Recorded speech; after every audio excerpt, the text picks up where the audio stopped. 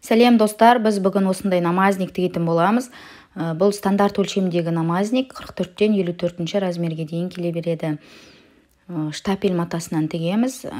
Өте ыңғайлы, жеңіл жолымен барлығын сызып, тігіп көрсететін боламын. Каналға тіркелейік, пайдалы болып жатса лайк басып, комментарий жазып, қолдап отырайық. Ол үшін бізге штапель матасы 3 метрлік штапель матасын қолданатын боламыз. Егер бойыңыз 1,60 болса 3 метрлік жарайды. Егер одан ұзын болса 3,20, 3,10 сантиметрлік. Өйткені штапель матасы отырады ғой. Жуғанда әр мата әртүрлі отырады. Бізге ұзындығы 1,5 сантиметрлік, ені 1,5 сантиметрлік мата керек. Екі бүктеген кезде 45 сантиметр белгілейміз. Артық матаны қиып тастаймыз.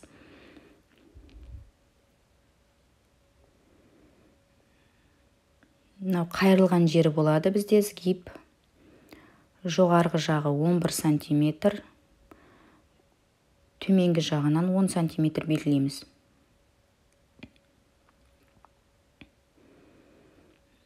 Жоғарғы жақтан 43 сантиметр. Төменге қарай, сол 43 сантиметрден төменге қарай 29 сантиметрлік кесінді сызамыз. Ол бізде 29.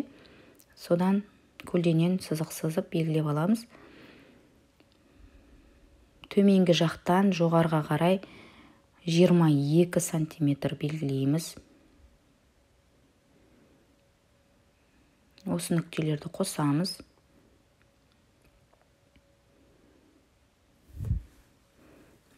Астыңғы жақтан 5 сантиметр. Және етекке қарай трапеция қылып, сол барлық 45 сантиметрді қолданатын боламыз. Осындай дөңгелектеу қылып пішін жасаймыз. Ішке қарай 1 сантиметр, 2 сантиметр сызық сызып, осындай қолдың кішкене жатысын дұрыстаймыз. Осылай артығын кесіп тастаймыз.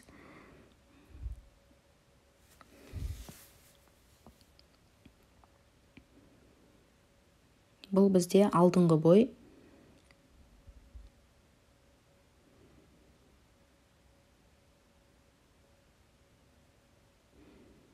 Енді қазір артқы бойды пішіндейміз. Осылай тек матаны қоясыздар да бастырып аласыздар. Төменге қарай тек 4 сантиметр түсесіз мойнынан. Қалғанын барлығын тек көшіріп аласыздар.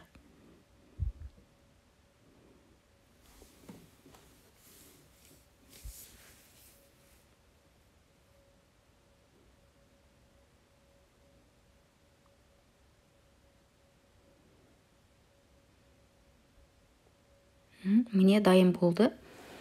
Тек алды мен артының айырмашылығы тек мойнында. Қазір енді біз жеңін сызатын боламыз.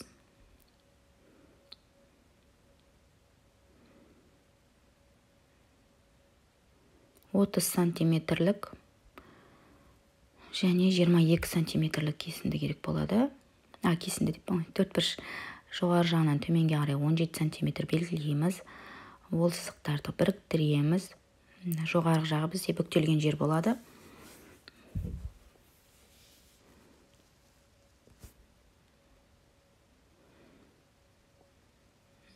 Қазір біз манжетті пішіндейміз.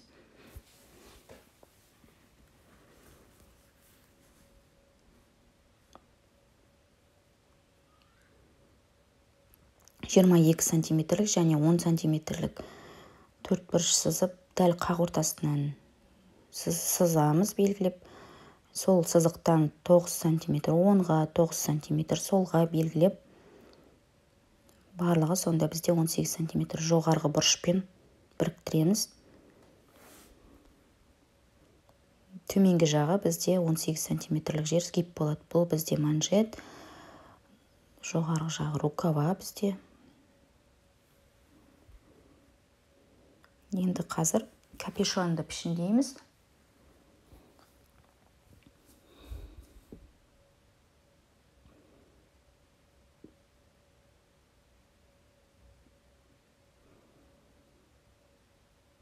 Ол үшін бізге 40 сантиметрлік, 31 сантиметрлік төртбұрыш керек. 3 сантиметр, екінші жағынан 1 сантиметр белгілейміз, алдыңғы жағынан 1 сантиметр. Осындай доғалдау, осындай пішінге келтіреміз. Дәл осылай қайталаймыз.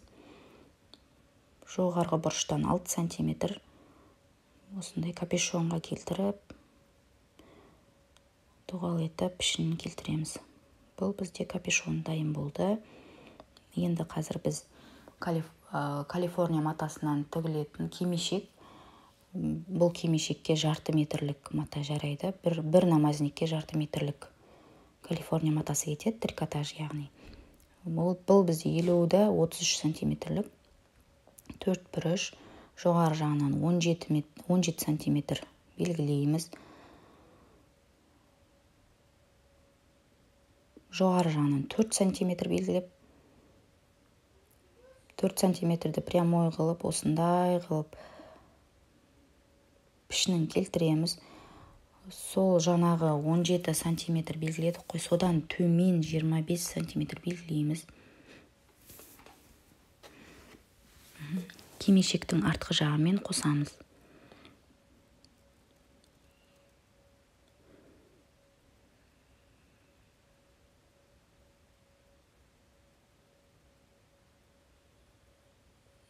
Бізде қазір 25 сантиметрлік кесінді сыздық. Дәл қақ ортасынан бөлгенде 12,5-да 12,5 болды. Биіктігі 20 сантиметрлік сызық сызып, осылай 3 бұрышты қыламыз. Бұл бізде кимешектің иек жағында болады, астыңғы жағында. Қазір маңдайшамызды пішіндейміз. Ол үшін кесінді керек 30 сантиметрлік. Дәл қақ ортасынан бөлеміз, 15 сантиметр болады. 15 сантиметр оңға, 15 сантиметр солға. Биіктігі 11 сантиметр. Осындай қылып пішінін келтіреміз, доғалдау қылып.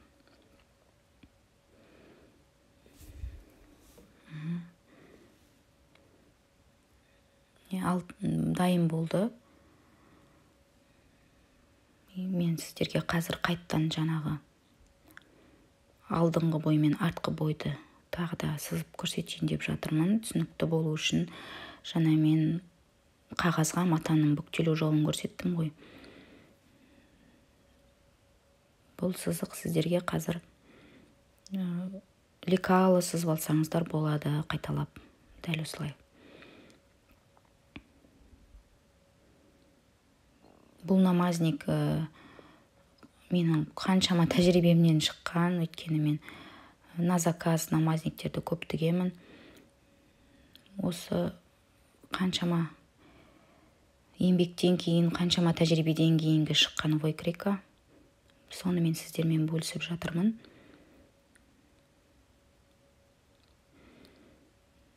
Бізде жаңа айттым ғой, арты мен алдының айырмашылығы тек мойнында. Алдыңғы бойда 10 сантиметр төмен түссек, артқы бойда 4 сантиметр ғана түсеміз. Міне дайын болды, скриншот жасап алып, дәл осылай қайталап шықсаңыздар болады.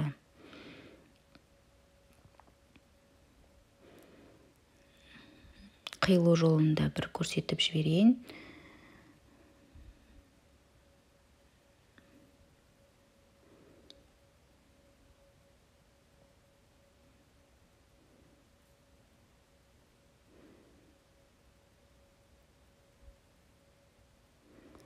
Достар, каналға тіркелейік. Пайдалы болса, лайк басып, комментарий жазып қолдап отырыңыздар.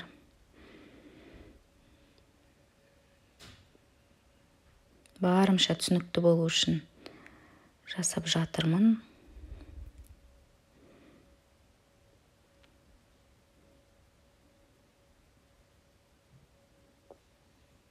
Тек дәл осылай бірден бір қайталасаңыздар болды. Міне осылай қиып аламыз. Енді қазір тігетін боламыз. Мен жаңа 3 сантиметрлік матаны барлығын осылай еннен бүктеп аламын. 90 сантиметрді сразу белгілеп аламын. Жаңа айттым ғой, қағазды бүктеген кезде 45 сантиметр бүктейміз деп. Сол 45 сантиметр бізде барлығы 90 сантиметр болады. Сол 90 сантиметрді қиып тастаймын. Жанындағы мата қазір капюшонға, рукаваға керек болады. дәл қақ ортасынан бөлеміз. Дәл осылай бүктеп жаямыз. Бізде 4 слой мата жатыр мына жерде. Выкройканы мен обычно обойларға осылай бастырып аламын. Асты бізде алдыңғы бой, үстіңгі мата бізде артқы бой. Осылай 11 сантиметрді белгілеп аламыз. Қайталаймыз осылай.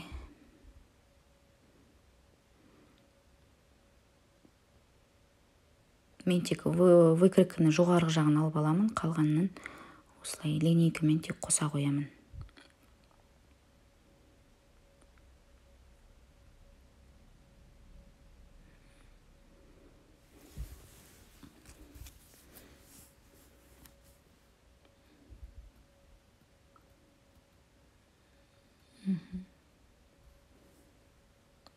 Дәл сол жаңағы выкройка.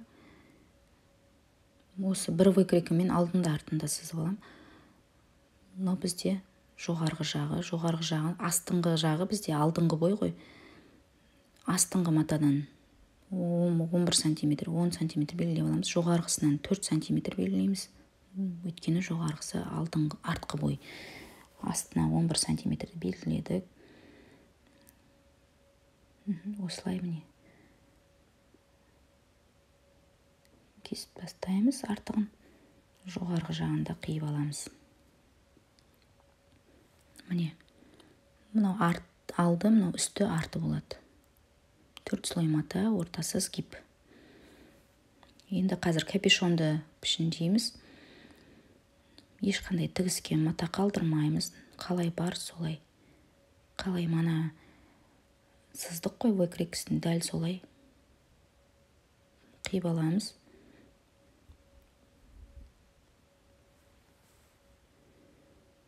Рукавасын кесеміз қазір. Жоғарғы жағы сгиб, бізде мына жерде 2 слой мата жатыр. Бұдан бізге 2 дана керек. Мынау бізде кромка жағы, Калифорния матасы, кромка жағын бүктейміз осылай.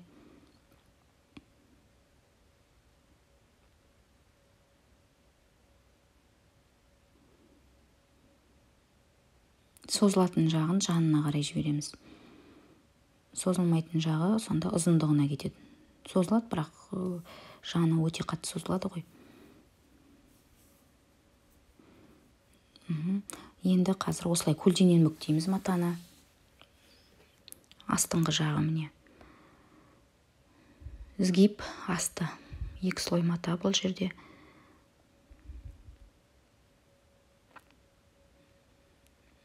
Бұл бізде иегіміздің астындағы 3 бұрыш. Осылай тұрады. Маңдайшамызды кесіп аламыз қазір.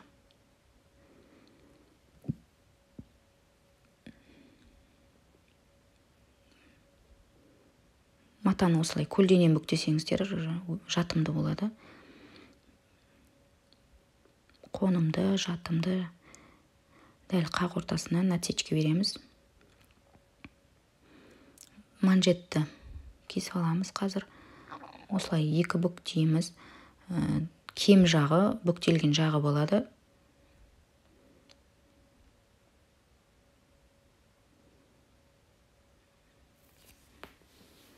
Бізге бұдан 2 дана керек.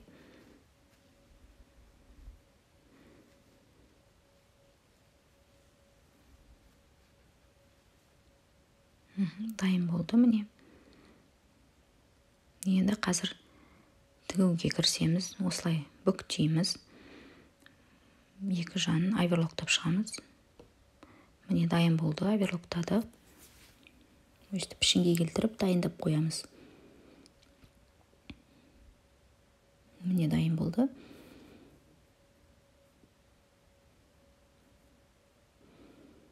Маңдайшамыздың қақ ортасынан белгілейміз осылай.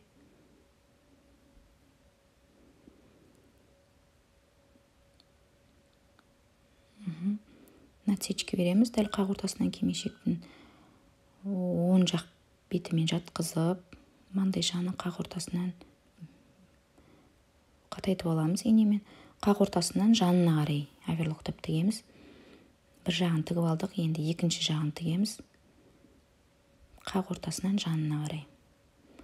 Дайын болды. Енді жаңа иектің астында тұратын үш бұрыштымыз.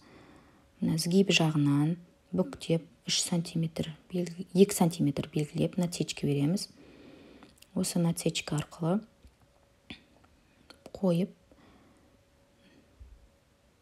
қатайтып аламыз да оверлоктаймыз. Оверлоктадық. Енді екінші жағын қосамыз біріктіріп.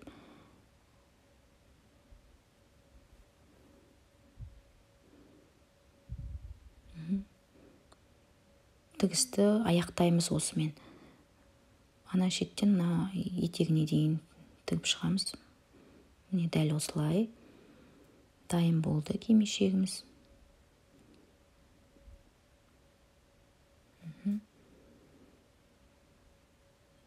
Енді алдыңғы бой мен артқы бойды оң жағын бетпе-бет қойып, иықтарын біріктіретін боламыз.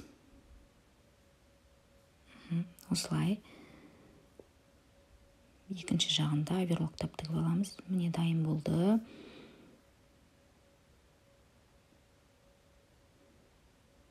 Енді осылай жайып, міне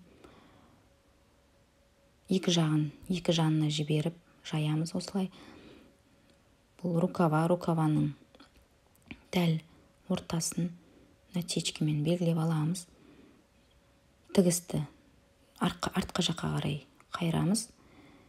Және қақ ортасынан белгілейміз да, осылай ұзынынан басынан аяғына дейін тігіп шығамыз. Дайын болды міне. Екінші жағында дәл осылай жасаймыз. Енді капюшон. Капюшон бізде міне осылай ғой, жоғарғы жағы тігілмейді. Шов мына жерден бітетін болады. Алдыңғы жағын оверлоктап аламыз. Міне дайын болды. Артын, сосын және алдыңғы жағын оверлоктап алдық. Міне осындай болып шығады, міне. Осылай болып тұрады. Енді біріктіреміз. Алдымен артын, сосын оверлоктап шығамыз. Міне оверлоктап шықтық екі жанында. Енді етегін дұрыстаймыз. Етегін мына тігіс жақтан 4 сантиметрге көтеріп, алдыңғы жағын дәл кесеміз өзінің шетімен. Оверлоктаймыз. Енді қазір жеңін отырғызатын боламыз. Дәл қақ ортасынан насечка береміз. Манжеттінді қақ ортасынан белгілеп насечкамен. Жаңа насечканы біріктіреміз, қатайтып аламыз, кетіп қалмас үшін. Мына екінші жағында тігіспен тігісті келтіреміз. Енді бізде осылай манжет бізде тарлау болады. Ол созылмалы мата болғандықтан созып тұрып, тартып тұрып тігеміз. Міне оверлоктап айналдырып. Дәл осылай. Міне шықты.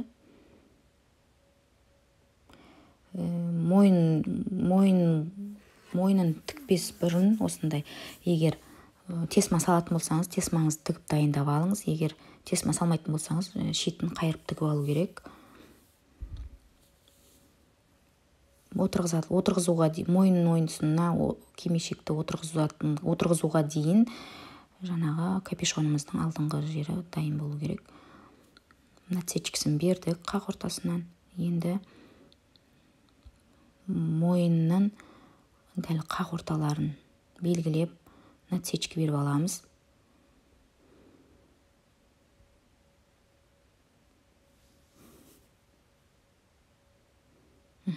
Алдыңғы жағынан жаңағы бүктелген насечкадан кейін, бүктелген қақ ортасынан кейін 5 сантиметр оң жағынан, 5 сантиметр сол жағынан бормен белгілеп аламыз.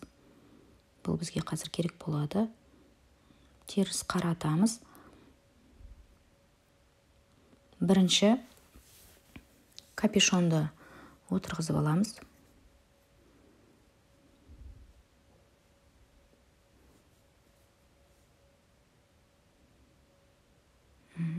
артқы тігіспен артқы насечканы инемен қатайтып, алдыңғы жағында жаңа бормен белгілеген жеріміз бар ғой.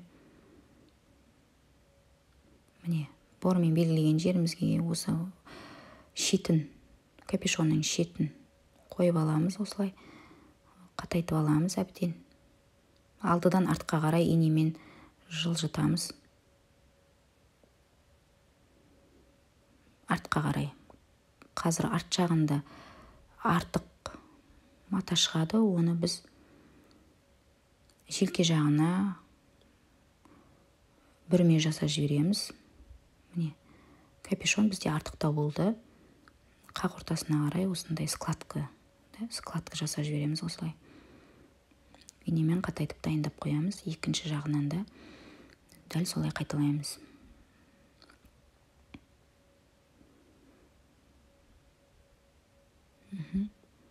Осылай болады үш жағынан қарағанда. Енді соңынан кимешектің алдыңғы тігісін алдыңғы жаңағы насечкамен қатайтамыз. Артқы насечканы артқы қақ ортасына қатайтып аламыз осылай. Міне, осылай. Енді оверлоктап айналдырып тігіп шығамыз. Міне, дайын болды.